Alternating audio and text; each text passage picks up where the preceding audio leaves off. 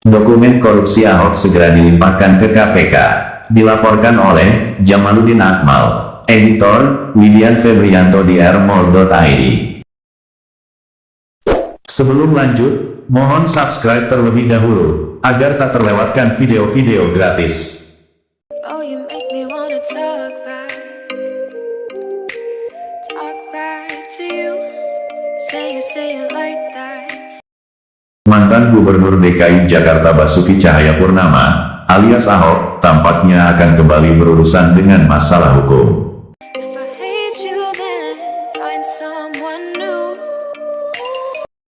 Setelah harus mendekam selama 2 tahun, di penjara karena kasus penistaan agama, kini Ahok harus dihadapkan pada laporan lain.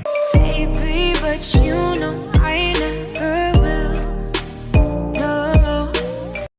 Hal ini seiring dengan rencana Koordinator Gerakan Indonesia Bersih, GIP ADM Masardi, melimpahkan dokumen berbagai temuan yang mengarah pada dugaan tindak pidana korupsi, tipikor, yang patut dapat diduga melibatkan Ahok, baik saat masih Wakil Gubernur 2012 maupun setelah ditetapkan sebagai Gubernur DKI Jakarta 2014 menggantikan Joko Widodo yang jadi Presiden. So I choke you down just like a pill. Adi bahkan menegaskan bahwa dokumen berbagai skandal korupsi di Pemprov DKI sepanjang 2012 hingga 2017 yang akan dilimpahkan ke KPK tersebut sudah dalam bentuk buku resmi.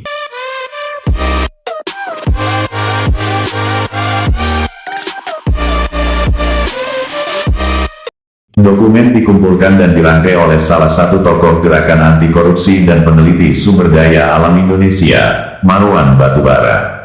Bukunya pernah dicetak pada tahun 2017.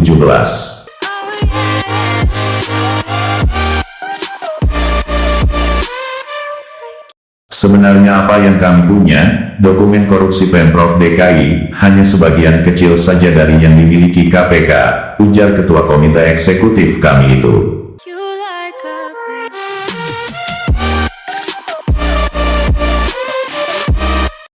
Rencana pengiriman dokumen berupa buku Korupsi Ahok ke KPK, sambung Adi. Pengiriman buku ini, katanya, untuk mengingatkan kepada Firly Bahuri, sebagai Ketua KPK baru, bahwa ada skandal korupsi besar dan fenomenal yang diam-diam dipetieskan oleh rezim KPK sebelum ini. Dengan kedok, belum menemukan niat jahat, tegas Adi.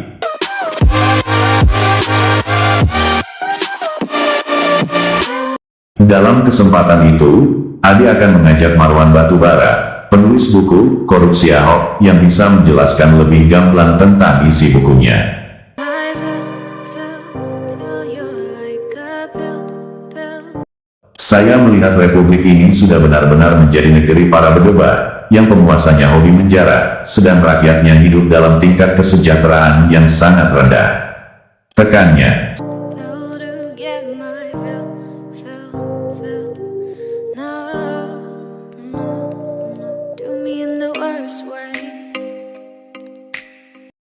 Juru bicara Presiden Gus Dur ini, mengurai bahwa pihaknya membawa lagi kasus dugaan korupsi Ahok ke KPK, karena melihat aparat penegak hukum tampak seolah sudah sangat permisif atau benar-benar melakukan pembiaran kepada para pejabat korup yang skandal korupsinya dilakukan secara terbuka, vulgar, dan amodal. Don't let me sleep. Never say you're sorry. Oh, maybe I'll leave. Selanjutnya, pegiat media sosial, Helmi Felis mengatakan bahwa Komisaris Utama Pertamina, Basuki Cahayapurnama alias Ahok, adalah orang yang paling sering diduga melakukan korupsi. Namun, menurutnya, mantan Gubernur DKI Jakarta ini seakan tidak tersentuh oleh hukum. Baby, but you know I never will. No, so I choke you down just like a pill. Ahok ini orang yang paling sering diduga melakukan korupsi, kata Helmi Felis melalui akun Twitter pribadinya pada Minggu, tanggal 26 Desember tahun 2021. Namun seakan tidak tersentuh hukum, siapa sih ini orang? Kok serasa kebal hukum begini? Sambungnya.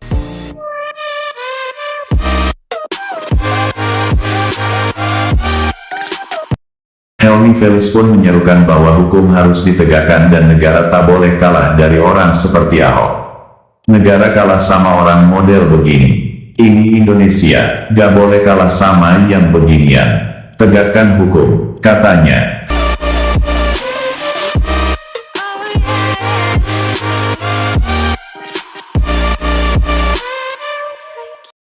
Helmi Felix mengatakan itu sebagai respons terhadap berita berjudul, dokumen korupsi Ahok segera dilimpahkan ke KPK. You like a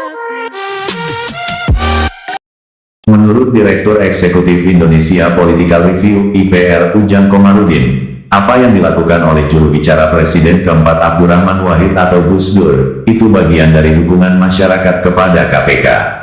Oleh karena itu, KPK juga tidak boleh menganggap penyerahan dokumen itu sebagai angin lalu. KPK harus menyambut dengan menunjukkan tajinya, bahwa lembaga anti rasuah tidak tebang pilih dalam menangani sebuah perkara korupsi di negeri ini.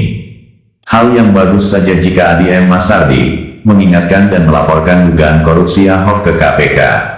Itu untuk mengingatkan KPK agar di Republik ini, dugaan kasus-kasus korupsi yang melibatkan orang-orang tertentu tidak dipetieskan, tidak didiamkan, dan tidak diamankan, kata Ujang Komarudin seperti dikutip kantor berita politik RMOL di Jakarta, Senin, 27/12. Menurut dosen ilmu politik Universitas Al-Azhar Indonesia ini, eksistensi dan kredibilitas KPK akan diakui publik, jika laporan GIB tersebut ditindaklanjuti sebagaimana mestinya.